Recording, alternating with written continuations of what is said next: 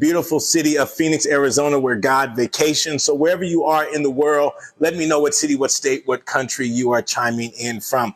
I'm here in my office, and I wanted to come and talk to you guys about organizing and what a game changer organizing is. Years ago, one of my mentors told me, he says, Will, you can't go higher than your level of organization. You can't go higher than your level of organization. And then he also told me, he says, you know, when you're organized, when the hidden areas of your life are organized. You know, that closet, that drawer, the trunk, your glove compartment in your car. He says, when those hidden areas of your life are organized, that's when you're organized. So I'm sitting here in the office and organizing, and I'm going over some documents that we use in our company and documents that I use with my coaching clients. And I want to share with you two very important documents that we use. And I'll go over very quickly how we use them, and maybe you can create something for yourself. So we have two documents. One we call our one-page action plan. And I don't know if you can see that, but this is our one-page action plan. And then we have our project filter. We have our project filter. So every project that I'm involved in, and I'm an individual that I have to see it, right? I have to see it. I have to touch it. If it's out of sight, it's out of mind. So all of my projects are in this project folder. Can you guys see that project folder? So all of my projects are in this folder, and each project has a one-page action plan. And I have an acronym that I use with this action plan, and I call it my PAID formula. PAID, my PAID formula. So when we go over the PAID formula, it's people, actions, interactions, and dates. When you're looking at a project that you're working on, you're going to have key people, key actions, key interactions, and key dates. So that's how you get paid. So every project that I work on, we go through this. So let me just go through it with you. So wherever the goal or project is, it gets a name, it gets a title, and then key people. Who are the people that will assist you with this goal or project? So I identify whether it's a team member or whether it's someone outside of our company that's going to assist us in making sure this project is accomplished. So who are the people that will assist you with this project? The second thing is actions. What needs to happen right now to get the ball rolling? Maybe it's a call, maybe it's a meeting, maybe it's mapping out what the project is, but what needs to happen right now to get the ball rolling? That's the A in the PAID formula. Then key interactions.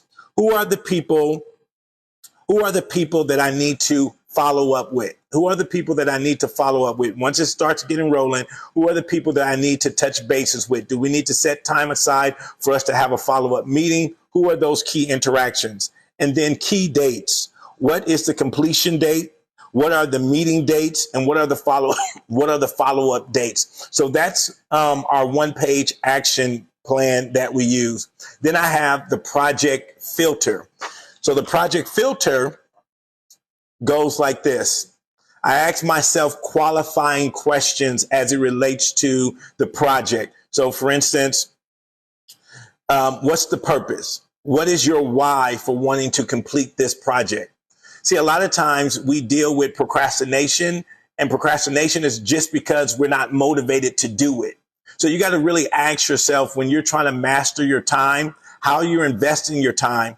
And one of the ways you master your time is asking yourself, why am I really doing this? Is it really going to move the needle? So what is your why for wanting to complete this?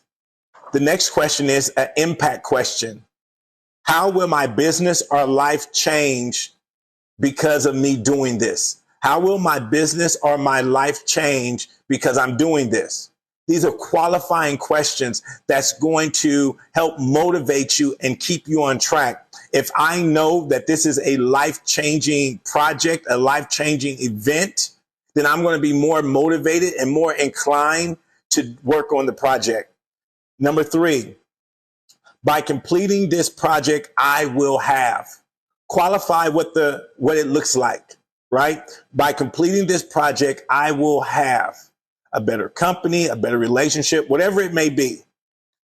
Then the buy-in, category number 2, the buy-in, best outcome. What's the result if you do create this outcome? What's the result? What's the best outcome? What's the future going to look like if you complete this project? What's the worst outcome if you don't complete it? What's the worst outcome? And I'll be honest with you, if there's not a pain associated, if you don't complete it, you most likely won't have the motivation to complete it. If it's like laissez-faire, you can take it or leave it. If it's done or not done, then you're probably not going to do it. And then number 3, the win. For this to be a win, what needs to happen? For this to be a win, what needs to happen? And then the last question we ask, are we on track?